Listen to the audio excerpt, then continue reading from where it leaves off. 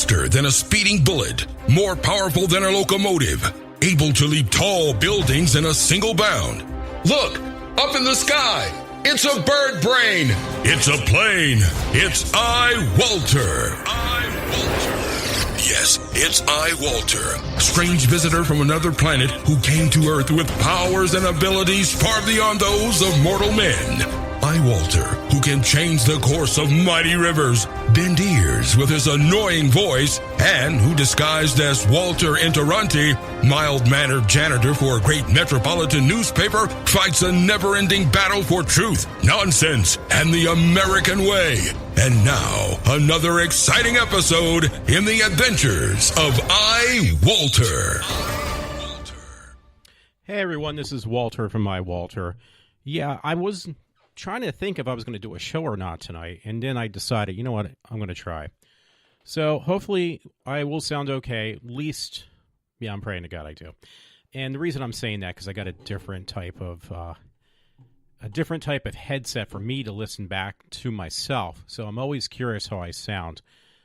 This headset is more professional than the one I had. It is another Beats. I have different ones. One of them actually started falling apart, and one of the speakers were starting to go on them. Beats are made like really cheap.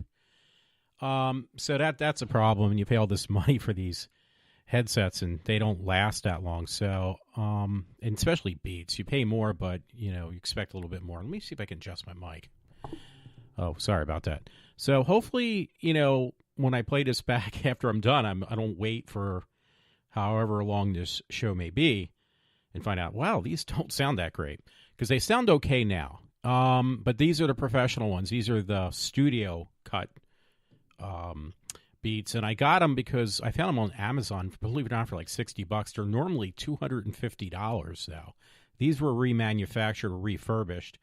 So, and it got like iffy reviews, but here the problem is it's got what's called noise cancellation, and the only way how that works on the Beats, I think the new ones don't do that. You have to put 2 AAA batteries in there. So I tried it this afternoon. I was getting a little bit of a headache, but what it does is it replicates the way the sound is supposed to sound, as far as like bass and everything. It like is supposed to virtually replicate that, besides cancel out background noise. So that's why they're kind of expensive, but Beats have always been pricey. You're paying for the branded name too. Anyway, I've been wanting to do this, but I did that show last Saturday with my friend Rich on what I thought was going to be a, kind of a big hit, and obviously it has not been, because I have only gotten like 15 hits, and that was about it. So that's unusual, and I did it pertaining to, computer tech stuff and Linux, and normally I get a lot of hits. Well, that I did one before where I was just kind of, talking about what I know about Linux, which is very little. So I figured I better call somebody in who knows what they're talking about, and I'll do as well as I did on this other show. The other show, I got like 72 hits, and that's really good for me. For most people, that's like nothing. For me, that's like incredible. So, yeah, I was hoping for the same kind of, listeners as I did on this one particular show. And in fact, I got like not that many. And I told my one friend, Matt, I'm going to move my mic down a little bit. I told my one friend, Matt, I said, I get more hits with you when I had you on than with other people. And part of it I thought was, which it could be true, is that I do, once in a blue moon, I advertise my stuff on Facebook. I have a commercial page, so to speak. I don't know if that's the right word, probably not. But I do. I have a commercial page on Facebook that I advertise my, I advertise my show on. And it helps a little bit, but you got to put some money into that. I don't necessarily always have enough money to do it. I put like $5 in, let it run for a day, and see what happens with it. So I don't know if that was part of the reason. I might have accidentally advertised this other show that I mentioned that it was about Linux, and it really was very vague on it. And the show I did with Rich, my friend Rich, he really knows. He works on Linux machines and Microsoft machines and Unix machines. So he really knows what he was talking about, but yet nobody really cared to listen either. So I don't understand that at all. Anyway, why I'm doing a show tonight, like last minute kind of, it was because like, yeah, I need to motivate myself to do more than just mope around the house since I've been, my job's been in hiatus and possibly might disappear. So my friend Matt the other week, I think it was, it was about a week ago, he gave me a bunch of articles, really good information, good sources on some stuff that I wanted to use. And it was like, wow, I'm doing a show with my other friend Rich on computer stuff. It's not going to fit into what I'm going to be doing. So I still wanted to do that. And before I forget again how to mention the name, let me make sure. Economic. There's a guy named Economic, and you know what? I already forgot how to say it. And inevitability. I'm really bad with words, but anyway, this guy, he kind of Matt sent it my way because he knows what bothers me most with people, and he had sent me really good stuff on YouTube. So I'll just say Economic. And I'll try to put it in, a little bit more descriptive in my, what the show's about tonight. Anyway, his clips were like 20 or 30 minutes long, and there was two of them my friend Matt sent me. It was like, wow, they're really good, but I need to cut them back to like 2 minutes. And I tried. I really did. So unfortunately, with him, because there's another person too named DeAnna, I can't read it that small. DeAnna Lorraine, I think it is. And she's really good, but she got right to the point. She's talking about, going to these comic conventions and how white males are being discriminated upon. And it was perfect. She got right to the point. Hers was like 20 minutes, but the first 2 minutes said everything I needed to kind of capture in a clip. And that was perfect. Just 2 minutes is fine. Unfortunately, he had a hard time getting to the point, in my opinion, so I had to make his clips a little longer. One's like 5 and other one's like close to 6 minutes. So I apologize about that. So I will play those like right away because they are very long. And there was a couple of stories sent from another friend, Todd, but I was just going to paraphrase. I told my friend Matt, I'm just going to paraphrase. I hate making clips. It can be really dangerous because I could lose everything on a podcast. But you know what? I looked at it, was like, well, this is really good, especially, what did I say her name is? She got right to the point. Everything she said, DeAnna, was right on, like, very clear and very concise for the 20 minutes, but you could cut, like, any part of the show and use her YouTube video or her, I don't know what would it be considered, a podcast or not, a live stream podcast or whatever. But it was, like, really good. I'm not downplaying. I'm not trying to downplay Economic. Oh God, why do I even try to bother say that word? I asked my friend Matt, can I say this for me? But anyway, I'm just going to keep it Economic. I'm sorry, Matt, you're going to be laughing right now, but Economic is good enough. He's really good, and everything he says is like very informative to what I want to hear. It's not informative to anybody else. And that's another thing I should say. It might be found offensive to some people on what at least Economic says. I'm sure people are going to say that's very offensive. So I'll let you know now, you can just not many people listen in, but for those 5 people who may listen to this podcast, if you find it offensive, turn it off now. I don't want to hear about it. So anyway, I'm going to jump over and I'm going to start doing these things now, meaning these clips, because they are pretty lengthy. And I might start with the shortest one first. Why not? Because it only makes sense. And I really like what DeAnna had to say. I hope I said her name right. So anyway, I'm going to do this first, and then I'll play the other ones, and I'll kind of comment after I listen to them again myself. I just actually ripped them right now, so it's kind of interesting. All right, here we go. Whether you choose to acknowledge this or keep your head in the sand with ostrich syndrome, the signs are everywhere and the results are self-evident. There's been an attack on men and masculinity, a war on men and masculinity since the 1960s that has been going on in America, but also in other parts of the world too. And who is getting the brunt of this? It's not just men, it's white heterosexual men, and especially white heterosexual Christian men in America. And I've known this for quite some time, and I have a lot of evidence in my book, Making Love Great Again. And I wanted to just have another piece of evidence to illustrate to you what's going on here. And so I was alerted to the fact that white straight males were being segregated against at Comic-Con, at no other than Comic-Con. You would think that a Comic-Con would be a safe place that's friendly and that's welcoming to all. People are there for the common interest of Comic-Con, and they have a common passion and lifestyle.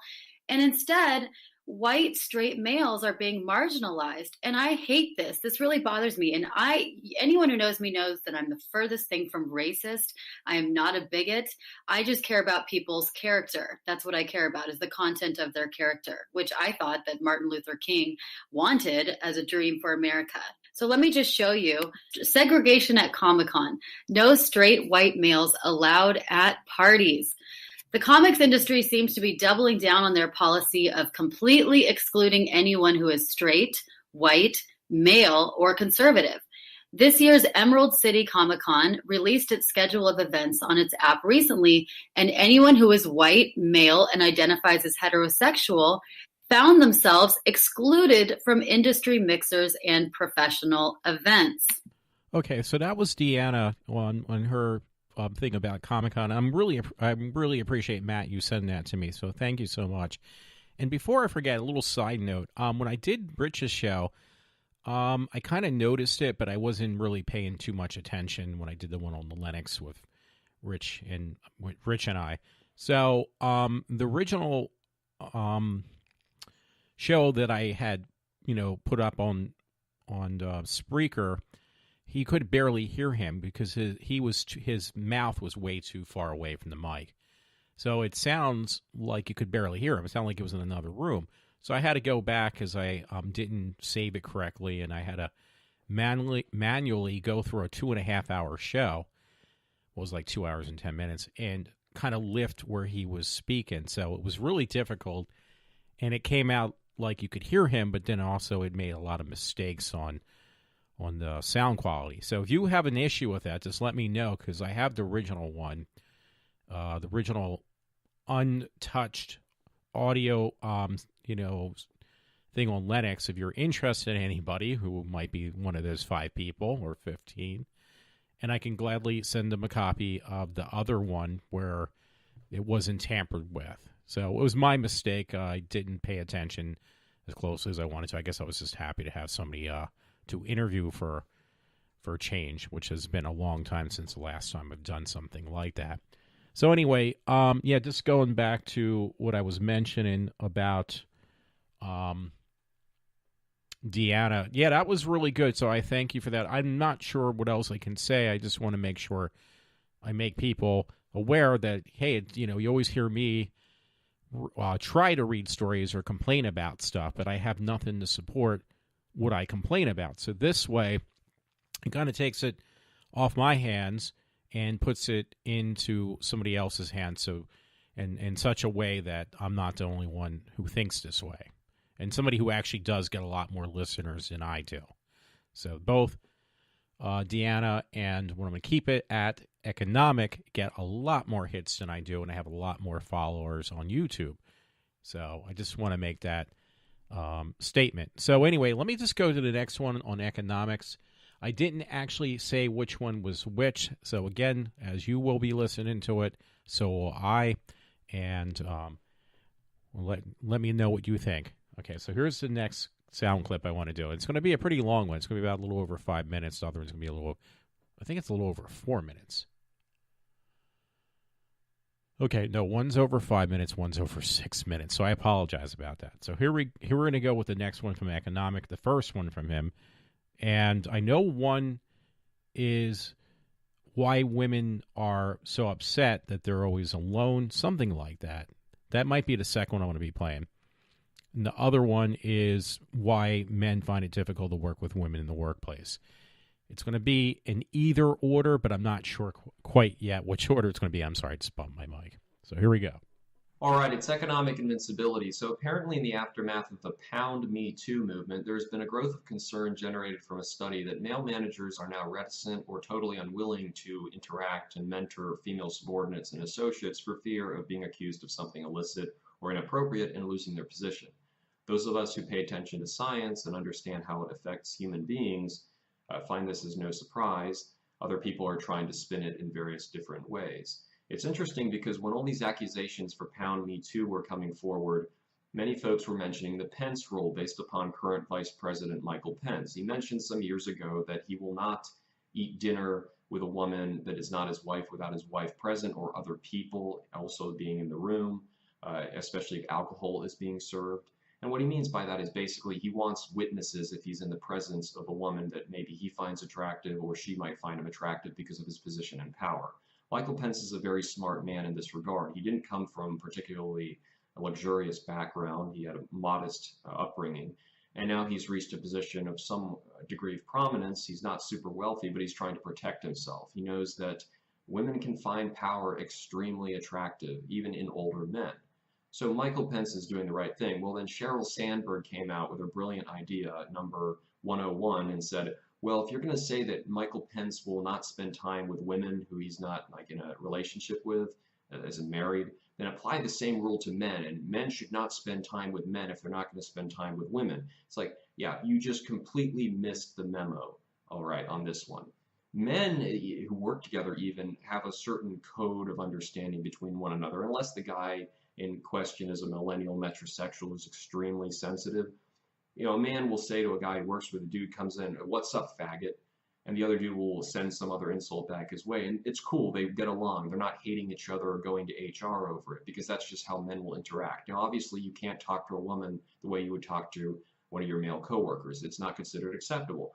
And I don't see that as a particularly big problem, right? Men understand, look, this is how you interact with a woman.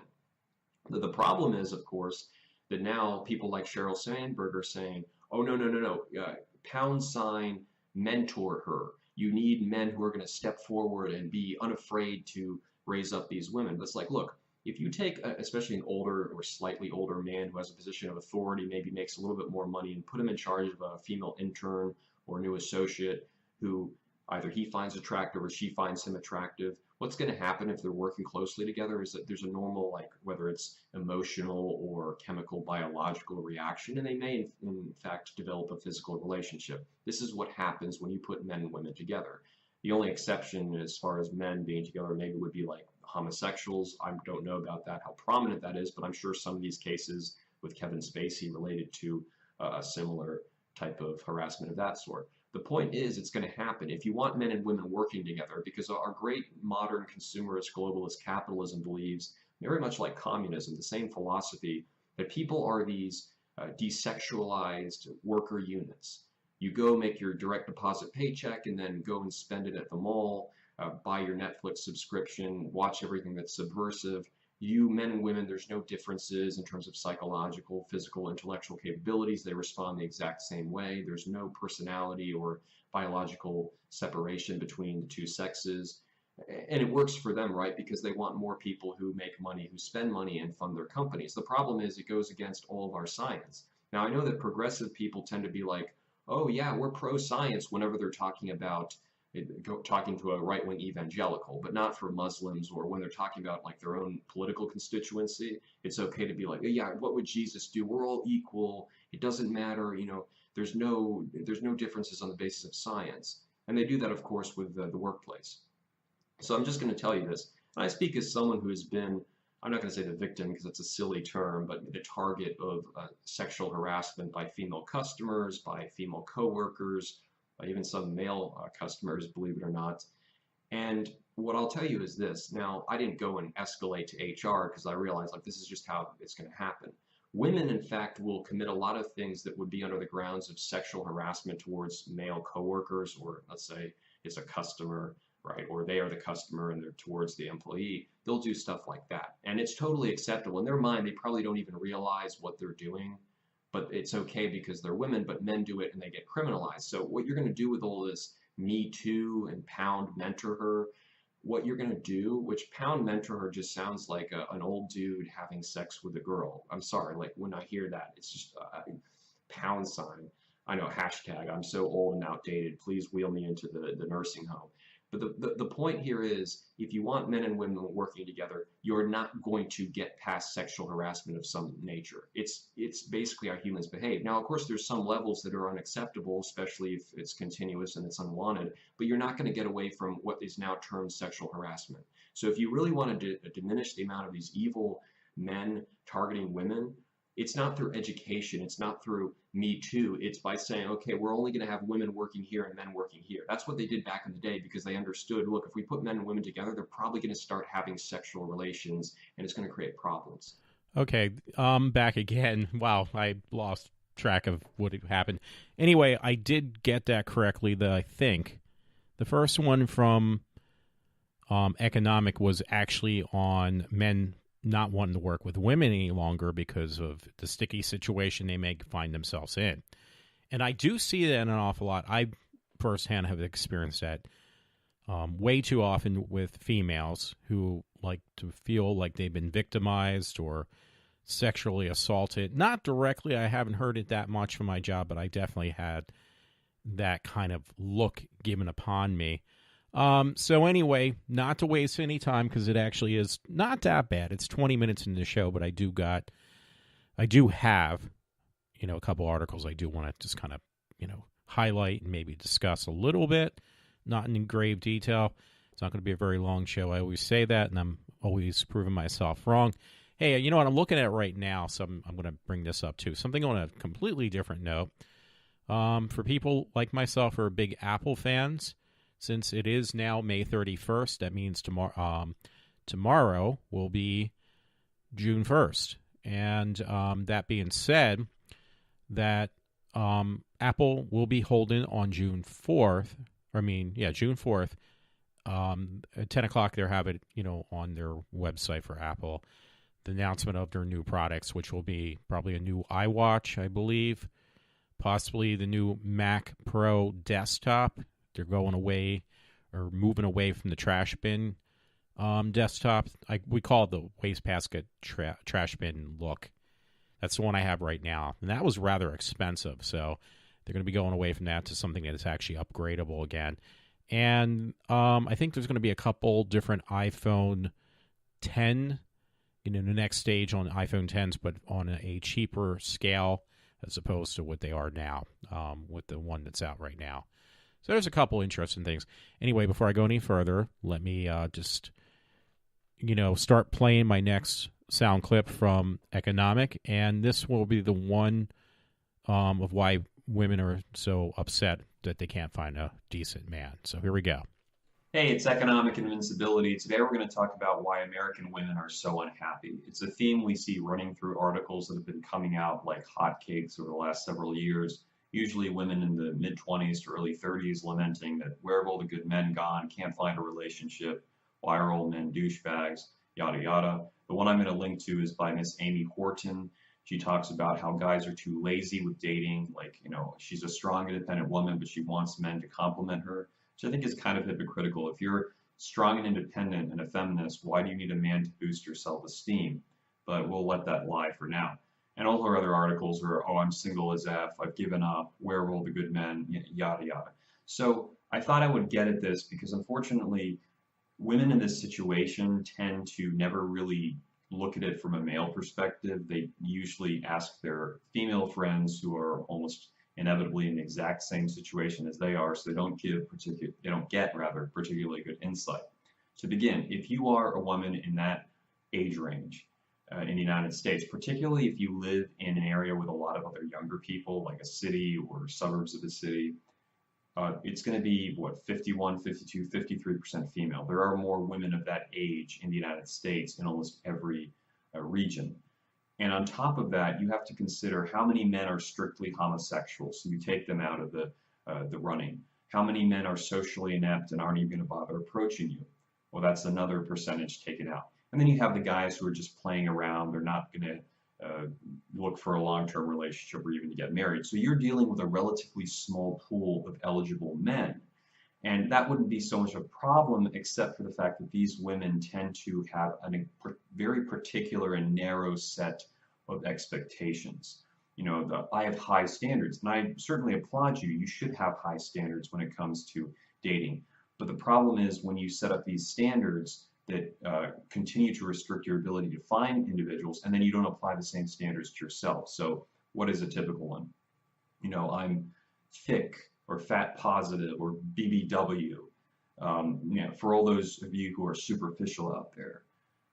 But for me, nothing under 6 feet in terms of the guy. So she can be overweight, but the guy has to be at least 6 feet. Now, I've never had the height problem because I'm like 6'2", but I can understand how that would frustrate a lot of guys out there if you are not of that particular height. But a lot of women, if you're not taller than them or at least their height, you're pretty much out of luck. So right there, you're already limiting yourself, and then must be college educated. So there are more women who have actually graduated from college or are in college right now. So you're already increasing the likelihood you're not going to find a guy who's got a bachelor's degree minimum. And then must have a white collar job, make at least 70, 80,000. Well, what if the guy doesn't work a white collar job? Now you're taking out a huge percentage of men who don't fit that criteria. And you have to realize there aren't that many men available, particularly the ones who actually are going to look to date you and potentially marry you. But whilst you're applying those standards to men, you're not really holding yourself to the same. So you don't necessarily have to be fit, right? Because it's superficial to judge a woman who's overweight. That's ridiculous and fat shaming, but the man should be at least 6 feet. You don't have to have a great income, or you can't be the one who has the main providing income because the man has to provide, right? You want to be able to stay home. Well, again, you're making it more and more complicated because you want to be this career girl, but at the same time, the less men are going to be in those same careers. So you have to understand, we don't have a perfect 50-50 gender quota throughout every workplace. Certainly not a 50-50 heterosexual quota where both parts want to necessarily have that long-term relationship. You also have to consider the fact, like in your own personal lifestyle, if you've been extremely promiscuous, if you've, just to take an example, because I've heard people doing this, you're a chick and you are 29 and you've, maybe blown 10 or 15 guys. Now to you, that might be empowerment. I'm a strong, independent woman, and good for you. But understand, a man who might want a longer term relationship or a marriage is going to look at that and say, you're not a strong, independent woman who knows a lot about sex, which is how they always justify it. You are someone with no impulse control. And then you ask these girls, okay, what's been your longest relationship? 2 or 3 months. So you have a very hard time forming, long-term bonds with people because you keep breaking up. You say that's the guy's fault all the time. Well, it's also your fault if you're running through those and you can't, detect the telltale signs that this person is not good for something more serious. And you could say, well, modern day, no one cares about that. Men don't actually are not bothered by those things. But remember, if you are in your late 20s or early 30s, a guy who's in his 30s can find an 18-year-old woman to marry. She might not be a virgin, but she could have less of a torrid history than you do. You can't take that back. So the way you live your life is going to affect the options available to you. If you come to be like 31, 32, and you've been very promiscuous, and you expect some guy to come and be like the Prince Charming to you, Princess Pearly Pats, I mean, what exactly have you done that embodies being a princess in your life? If you drink a lot, you hook up a great deal, how exactly is that something that makes you say, yeah, I really want to give my heart to this woman. This woman's going to be a good mom. She's going to be a good wife with all these different attributes. They say kind of like the grasshopper versus the ant, who's storing up food for winter. The decisions you make early on are the ones that will affect where you turn out later in life. Okay, that's the last of my clips. That was also economic. That was the second one I had from him, and I have to thank Matt, music teacher guy, Matt Torrance, for sending those my way. He doesn't really agree with a lot of that stuff, or just doesn't feel a need to express himself on the concerns I have about situations like that, which, hey, I guess I gotta respect his point of view, but he knows that it bothers me a lot. That's why he sent them. So I just don't want people to think, well, Matt thinks that same way. He gets as upset as I do. He does not. He just kind of lets it ride, and I let it get to me. So I'm going to make that clear now. So not that anybody really cares, but just in case, just to clarify it. So people don't think like Matt's the same way I am, because he's not in that perspective, I guess. Anyway, yeah, this was kind of funny. I saw this, and I this article from Action News, and I forget if somebody sent it to me. It was on Facebook, but I found the actual link to it, and it was about, it says Wildwood, New Jersey, but somewhere it said Cape May. But it says, watch Wildwood police release body cam video on beach arrest. So it's a 20-year-old girl. Apparently she has a kid, too. And she was, like, inebriated on the beach. So the police come up and said, you need to take a breathalyzer. She gives them a hard time about it. And, you know, now, like I've said this before, you have to wear, I think you have to wear one if you're just a white male or just a male in general, just to cover your ass, because you don't know when some woman's going to, I hate to say this, turn around and cry rape and get away with it. So I have a story on that one, too. So anyway, this was on Wednesday, May 30th, which was just yesterday. And yeah, it came out, and it was like somebody actually also had videotaped it, because the girl became such a nuisance, well, I don't know how else to put it, that she knocked one of the police officers on the beach, because this happened on the beach. I don't know if I mentioned this. You know, there must have been some reason they drew her out, but yeah, she knocked the guy's body cam off his body. So that means she was getting a little bit very hostile as well. But they're not letting you know that, because she's the victim. It's always, if it's somebody of a different stature, so to speak, it ends up that they're the victim, not the actual person who possibly could be the victim. They're not the victim. The victim is whoever fits the left's agenda. So anyway, yeah, you can watch the video. It's pretty lengthy, and it is on my Facebook page, in case you were interested. And, yeah, it's just funny, you know, I don't know how to take this article. I just want to bring it out. But it says video taken by a bystander, which showed one officer punch the woman. But see, you know what? Again, it's always sided towards the person who was the so-called victim, which sometimes is not necessarily the case. I don't mean to be that way. I'm just pointing this out. Went viral, and now we have video from the point of view of the police. So they released their body cam, which showed the whole story, not just part of the story. So everybody, when it comes to, you know, I hate to say this, and I don't mean to, it's going to come out the wrong way, but, you know, if it's a white male, unfortunately, because that's what I guess all three had mentioned, or at least the first one from DeAnna, because I had to look up her name again. I had to look at it again. She basically said, you know, yeah, white men are being singled out. So, and I'm probably also economic. I'm just going to keep it there. Had said something similar to that. So, yeah. It's just like, I said this before. It's a witch hunt. You know, just a way of, you know, trying to change everything to the left's agenda, and having people believe that will vote for Democrats and basically Democrats that yeah, this is really happening to you folks. You know, you should pay attention to the way you're being victimized. It doesn't matter if you're guilty, you're still a victim. So anyway, I just look at this stuff and I have to kind of try to laugh. It doesn't work out that way. I get very upset about it, if anything, because I'm kind of going through. I had in the past gone through similar situations, not exactly the same, but similar, and I feel almost like I'm kind of going through something like that now. Not exactly the same thing, but something very similar. Or I'm not going to say very similar, but somewhat similar. How's that? Sorry, I'm making a lot of noise, and it's not helping.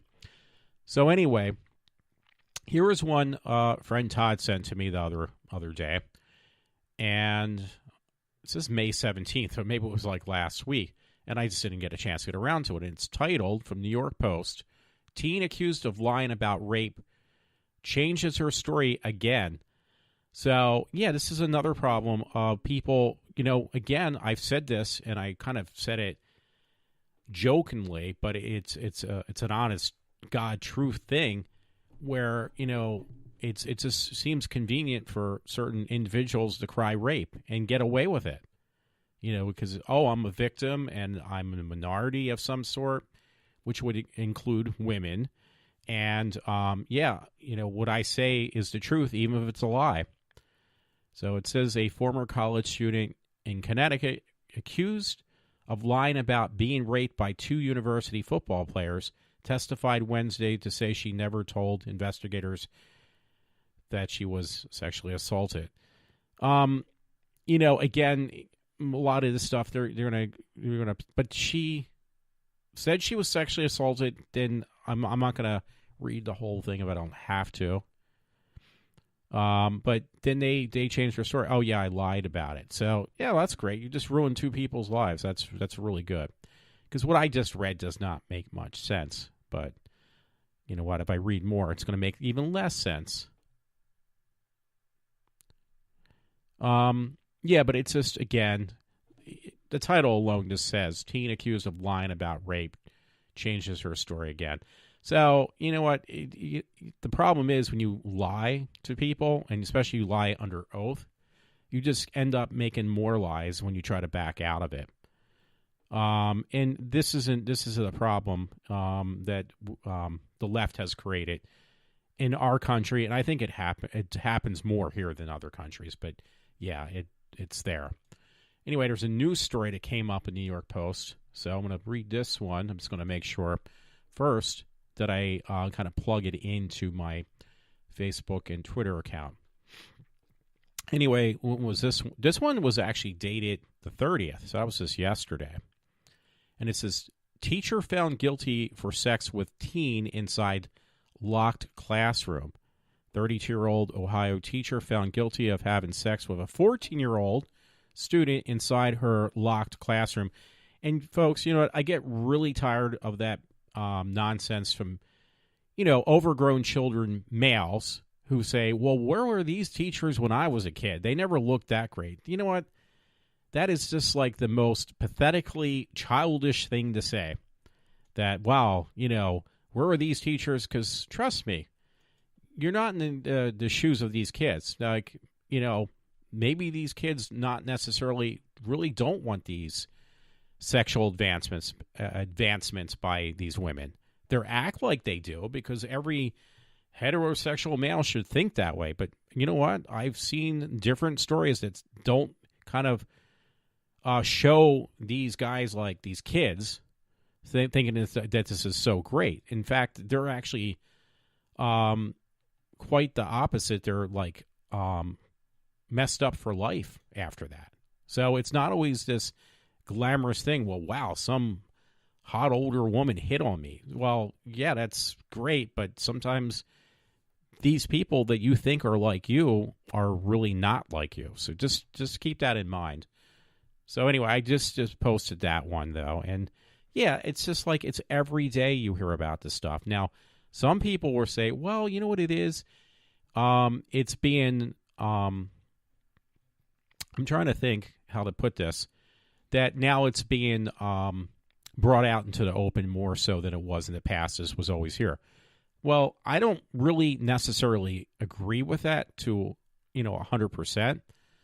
I might agree with it a little bit, but very little, because I think the real reason this is happening is because there is more of this going on. I think it is a lot more, you got women that think that they were mistreated and mishandled and stuff, and they should be able to do the same thing that they assume men do, like have sex with underage girls. And they think that, well, the only way to justify this is for us to do the same thing because what's, good for one is good for another. And it's not true.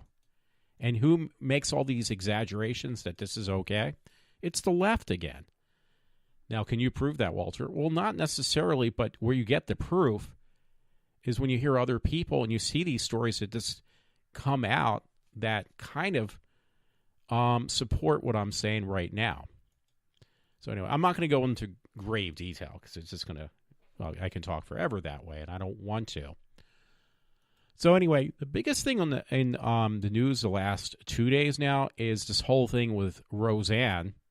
And I personally, this is my personal opinion, I feel bad for her because maybe she made a inappropriate tweet, but you know what? What's that old saying about sticks and stones? Yeah. How many times has, and I love the man, but Trump said some stuff that was a little off the wall, but it's just words. Now, what I find offensive is when you have not Roseanne or Trump, but you have a comedian who advertises a severed head of our president and thinks that's really funny and very appropriate and not just talks about it, but actually shows it. So, and even though it might have been fake, that was very offensive and very inappropriate. But that, has gotten that individual being a victim and that, oh, I was just making a joke. I'm just being victimized. Well, I think telling a joke is different than actually doing something physically that is very offensive and actually harmful to other people who might have seen that in some way. Like somehow it might have not physically harmed them. It might have touched them in a different way. Yeah, to me that is more. Just saying something inappropriate is one thing. Doing something inappropriately is another thing. So don't say that it's okay because they're the same thing. They are not.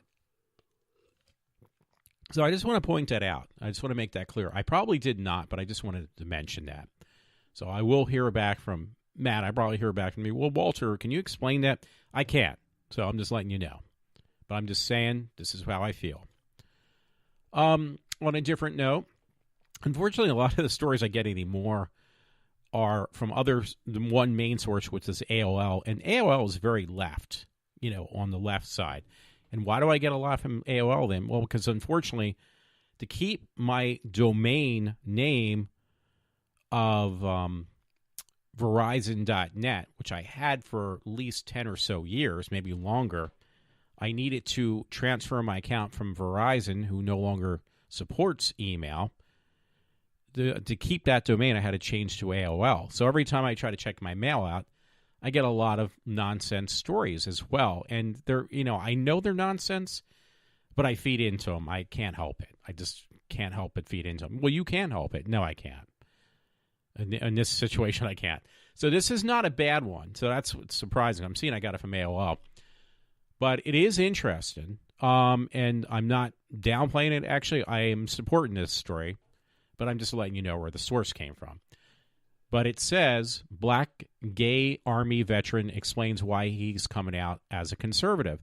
So I don't care if you're black, green, purple, because there was a character on one of the shows I watched who the character was actually really purple. Cute girl from the show called Andromeda. So anyway, yeah, I don't care. What I care about is, do you agree or disagree with me? If you agree, I'm going to probably... Well, obviously, I will listen. And if you disagree, I'm just going to be very upset in some way. So I saw this story. It says a gay black Army veteran comes out again as a Republican. Rob Smith served for 2 tours in the Middle East and was even arrested at the White House protesting the Don't Ask, Don't Tell policy that banned gay soldiers in the military, and wrote a memoir called Confessions of Don't Ask, Don't Tell. So anyway, but he does support Trump, which was like, wow, my ears and my eyes perked up when I saw this story. And it was like, well, you know what? I'm going to make a note and let other people know that, this is great. Again, it doesn't matter what your beliefs are within reason, because I'm not going to say, well, if you're a child molester and you voted for Trump, that I'm going to support you. No, I won't. But this guy, actually, the reason he came out also was because I think that thing with, was it Kanye West, or how do you say his name? when he came out as being a conservative, and how he's just been getting ripped to shreds for coming out like, hey, I support Trump. I'm actually a conservative. Is it Kane West or I don't know how you say that. So when I saw that and what, West had said had gotten him a lot of trouble, but you know what he was saying, he has every right to say. I'm not going to say, and unfortunately, he did make a lot of sense, which people don't want to hear. That's why I'm saying unfortunately. Because if you're a black male and you're a conservative, you're kind of actually just as bad off as being a white conservative, Christian conservative. You're in the same boat. You're like with us, where you're going to be like reprimanded and like ostracized by the left. And unfortunately, even though it might be a small percentage of people on the left, it seems like an awful lot, because they do just really go out of their way to voice their opinion in very negative ways. So I'm just letting you know. Alrighty, let me see. Yeah, I already read this one. I hope I didn't shut down. This won't hurt anyway. Anyway, on a lighter note, I have to change it for a second. My one friend Ryan, that I did 2 podcasts with 2 years in a row, which were actually really good, I thought. He's like an independent film director, does stuff locally in Pennsylvania. And I was asking him, I said, Brian, when are you going to put out your next film? I actually wanted to help you out, or just do a cameo, or whatever you want to call it, do a scene in your film, which he never did. So we were bullshit, and I gave him a hard time. And he said, well, actually, the footage I shot for my second film was just shown, but I shot it like 3 years ago. So I was busting him on that. So we were conversing on Facebook a little bit, chatting back and forth. I was like, dude, I'm just giving you a hard time because, I did want to help you out. I did enjoy his first film of Agony. So we were going back and forth about different like B horror films and stuff, and he brought one to my attention, which I didn't even know ever existed. And again, it's one of these things I can't pronounce the last name, so I won't mention it. But the guy's name is Bruno. Maybe this is the guy's link. But anyway, there was a movie called Terminator 2 before Terminator 2 actually came out. And it was like some bad ripoff movie of the Alien movies. So this was years ago. It's a really, really bad film. So me and Ryan were conversing about this. Like, Ryan, I didn't even know there was such another film, because a lot of bad horror movies will take the name of a more popular movie and they will call it their own. So the thing was, though, this was the opposite, where a really bad horror movie had the same name of a movie that did really well.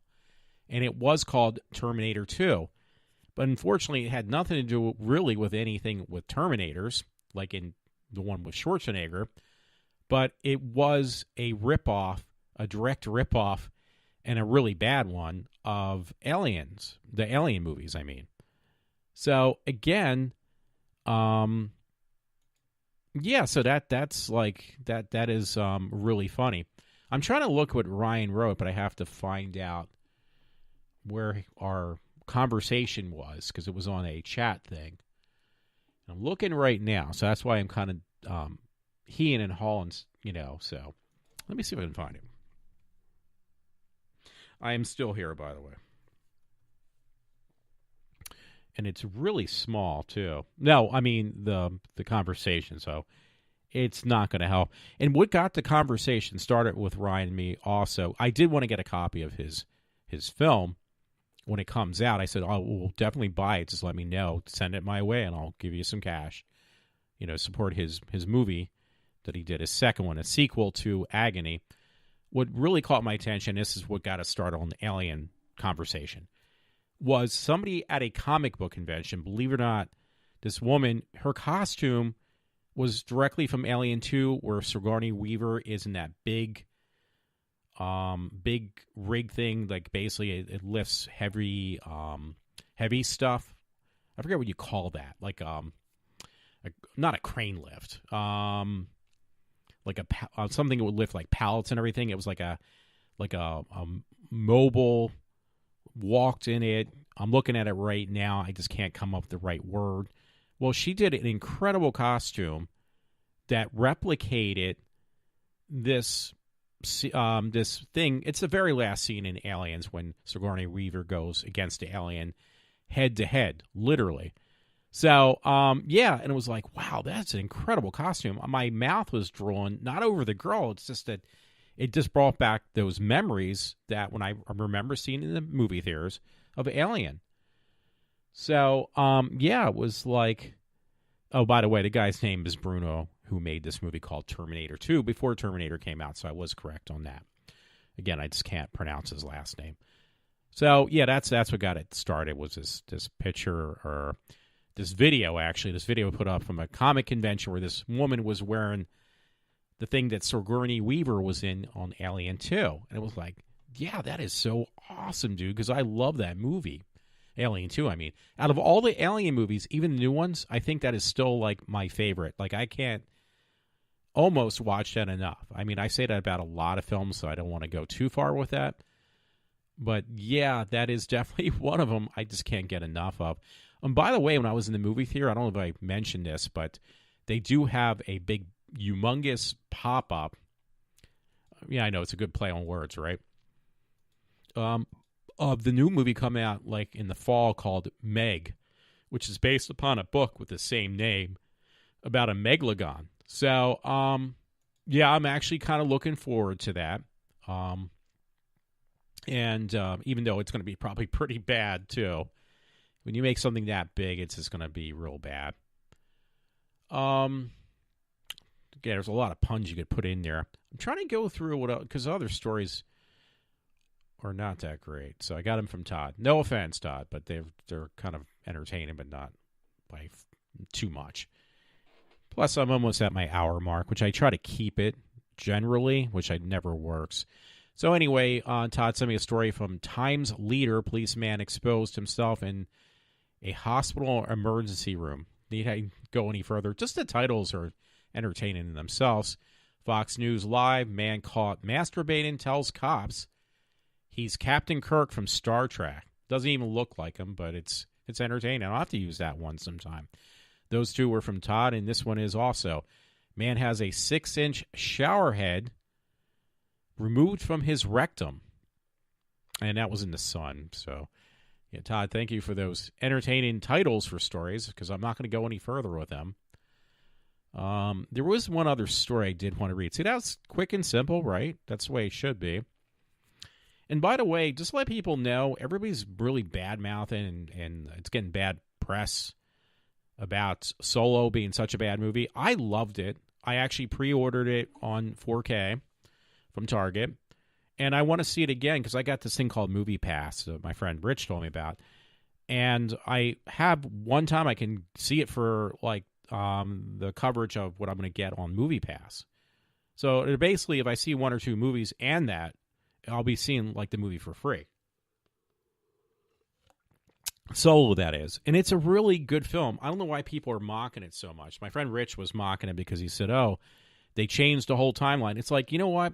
I think it was my friend Rich who said this, and he said that Lucas had mentioned this.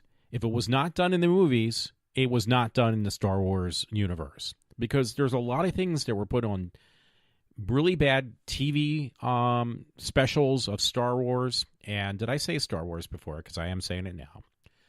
Or placed in like books or in comic books. Well, that is not the Star Wars. It is the Star Wars universe. But if it doesn't happen in the movies, it does not happen anywhere else. So that's what I was always under the impression of, and I'm going to stick with that one. So if they made any changes, it was for the better, believe it or not, because that's what I actually saw in one review. And there are a lot of Easter eggs in Solo's film. And that's funny. If you put Solo in, you're going to find on a search is the Solo cups, office cups. You use the ones you chuck out. That's kind of funny. But they incorporated certain things to explain how Han Solo got his name as well.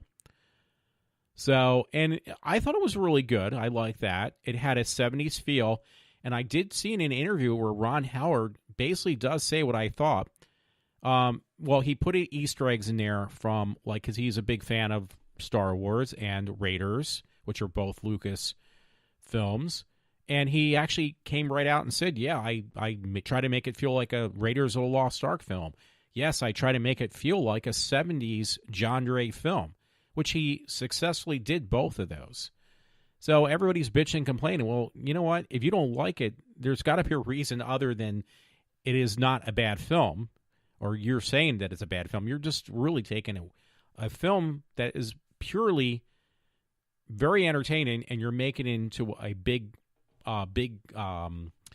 nonsense thing that, oh, this is not true, this is not right, it's changing from the original story line. No, it's not. I mean, if it is, who cares? It's a movie. Who really cares?